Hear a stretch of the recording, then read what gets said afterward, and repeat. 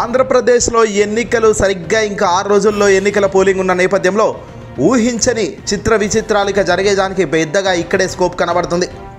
తాజాగా ఆంధ్రప్రదేశ్లో ఎన్నికల వేళ కీలక పరిణామాలకు చోటు చేసుకుంటూ అడుగులు పడుతున్నాయి. పోలింగ్కు ముహూర్తం దగ్గర పడుతున్న నేపథ్యంలో ప్రధాన పార్టీల అధినేతలు ప్రచారం హోరెత్తిస్తున్నాయి. ఇక తాజాగా దేశ ప్రధాని నరేంద్ర మోదీ కూటమి అభ్యర్థులకు మద్దతుగా ఈరోజు ఆంధ్రప్రదేశ్లో అడుగుపెట్టబోతున్నారు. 2 రోజులు ఏపీలో పర్యటించబోతున్నారట దేశ ప్రధాని నరేంద్ర మోదీ. ఈరోజు రాజమండ్రి అనకాపల్లి సభలో మోదీ పాల్గొంటారు. మోదీ ప్రచారం వేళ కూటమిలో కొత్త టెన్షన్ ఇప్పుడు కనబడుతుంది. ముఖ్యంగా అందరిలో కన్నా ఎక్కువ టెన్షన్ చంద్రబాబుకు ఎక్కువగా ఉందట. దేశ ప్రధాని నరేంద్ర మోదీ వస్తే వాళ్ళ కూటమి అధినేత వాళ్లకు వస్తే వాళ్లకు హ్యాపీ ఉండాలి, కానీ బాధ ఎందుకయ్యా అంటే ఎక్కడ ఏ కొంప ముంచుతాడో మోదీ అనే చంద్రబాబు వణుకుతున్నాడట. చిలకలూరిపేటలో జరిగిన సభలో దేశ ప్రధాని నరేంద్ర మోదీ ఊదరగొడతాడు ఏదో అనుకున్నారు, కానీ అక్కడికి వచ్చి ఆయన చేసింది ఏమీ లేదు. చివరికి చంద్రబాబే నీచుడు అన్నట్టుగా సభ మొత్తం నడిచింది కూడా.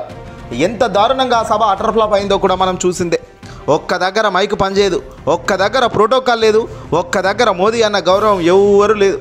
మోదీ కూడా మాట్లాడుతున్నప్పుడు పవన్ పైన కానీ చంద్రబాబు పైన కానీ కామెంట్ చేయకుండా తాను ప్రధాని అయ్యేదానికి నాకు ఓటేయండి అన్నట్టుగా ప్రజలను వేడుకోవడం నిజంగా విచిత్రానికి విచిత్రం. ఇక దేశ ప్రధాని ఇవాళ ఈ 2 రాజమండ్రి అనకాపల్లిలో తర్వాత 8వ తారీఖున రాజంపేట పార్లమెంట్ స్థానం పరిధిలో పీలేరు సభకు మోదీ హాజరవుతారు. ఇక అదే రోజు విజయవాడ రోడ్ షోలో ఆయన పాల్గొంటారట. ఈ షెడ్యూల్లో భాగంగా ఇవాళ మధ్యాహ్నం 3 గంటలకు రాజమండ్రికి రాబోతున్నారు ప్రధాని. అక్కడి నుంచి వేమగిరి సభా ప్రాంగణానికి చేరుకుంటారు. అక్కడ బహిరంగ సభలో పాల్గొంటారు. రాజమండ్రి ఎంపీ స్థానం నుంచి బీజేపీ అభ్యర్థిగా పోటీ చేస్తున్న పురంధేశ్వరితో పాటు కూటమికి చెందిన ఇతర అభ్యర్థులను గెలిపించాలంటూ ప్రజలకు విజ్ఞప్తి చేస్తారు మోదీ. అయితే ఈ సభకు చంద్రబాబు మాత్రం హాజరు కావడం లేదట. అవును, తెలుగుదేశం పార్టీ అధినేత మాజీ ముఖ్యమంత్రి చంద్రబాబు ఇక్కడ డుమ్మా కొడుతున్నాడు. ఎందుకయ్యా రావడం లేదు అంటే అక్కడ ఒకే సందర్భంలో 2 హెలికాప్టర్లు ఎగరడానికి వీల్లేదు. మోదీ గారు వస్తున్న మార్గంలో మళ్ళీ ఇంకో హెలికాప్టర్ అదే మార్గంలో వచ్చేందుకు వీల్లేదు, కావున చంద్రబాబు రావడానికి పోవడానికి వీల్లేదు అంటూ పిచ్చి కథలు పిల్ల ముగ్గాలు వేస్తున్నారు. అయితే మోదీ అయితే ఇక్కడ ఏం మాట్లాడతాడో అని అందరూ కూడా భయపడుతున్నారు టీడీపీ తమ్ములు. ఎందుకంటే చిలకలూరిపేటలో జరిగిన స్పీచ్ల్లో కనీసం జగన్ పల్లెత్తు మాట అనని ఈ మోదీ ఇప్పుడు ఏదైనా అంటాడా?